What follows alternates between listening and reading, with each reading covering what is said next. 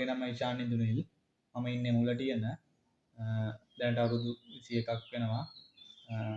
තව පවුලේ අම්මයි තාත්තයි නංගි තමයි ඉන්නේ.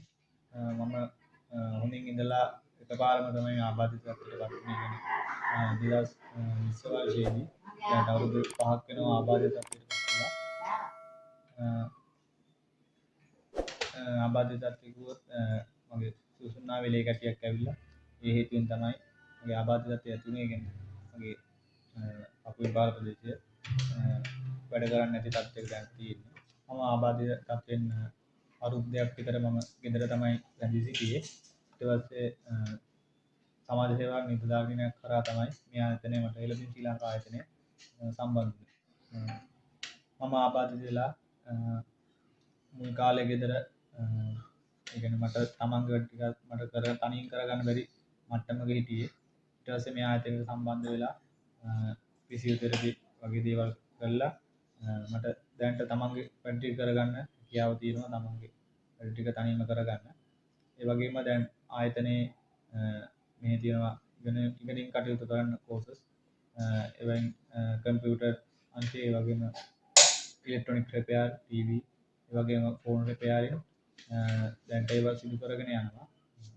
දැන්ට මම මේ එළඹින් ශ්‍රී ලංකා ආයතනයට සම්බන්ධ වෙලා මෙම පාඨමාලාව හදාරලා අපි අවුට් වෙන්න තියෙන පොඩි සීමිත කාලයක්.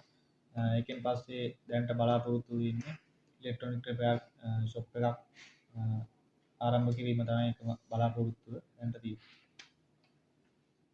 එළඹින් ශ්‍රී ලංකා ආයතනය ගැන කිව්වොත් අතරම ආබාධිත අයට තමන්ගේ වෘත්තීයම පුහුණුවක් ලබලා ඒ වගේම තියෙන තත්ත්වයෙන් තමන්ගෙම කියලා දෙයක් පටන් ගන්න, සමාජයට බරක් නොවන දෙයක් කරන්න හරි ගස්තුන තැනක්. ඉතින් ආයතනය ගැන කිව්වොත් මෙතන මුලින්ම ආබාධිතයා වෙලා එන කෙනෙකුට ෆිසියෝതെරපි මුලින්ම ලබා දීලා තමන්ගේ වැඩ කටයුතු තනියම කරගන්න මට්ටමකට පුහුණුවක් ලබා දෙනවා.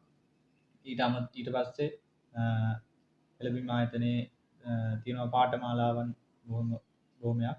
ඒවයින් කම්පියුටර් අංශෙන් යන්න කැමති අයට කම්පියුටර් අංශෙන්, ඒ වගේම ඉලෙක්ට්‍රොනික් රිපෙයාරින්, මොබයිල් ෆෝන් රිපෙයාරින්, ලැප්ටොප්, ඒ විට අමතරව තවත් පාඨමාලාවක් තියෙනවා. ඒ වගේම ළමයින්ගේ පහසුකම් ගොඩක්ම ළමයි වෙනුවෙන් සලසලා තියෙනවා. තමන්ගේ තියෙන ලෙඩ රෝග වලට බෙහෙත්, ඒ වගේම ආයතනයේ තමන්ගේ වීල්චෙයාර් පදව ගන්න මේ පහසුකම්, බාත්රූම් පහසුකම්, ඒ වගේම හොස්ටල් එකේ ඉන්න නවාතැන් පහසුකම්, ඒ දේවල් ලබා දීලා තියෙනවා.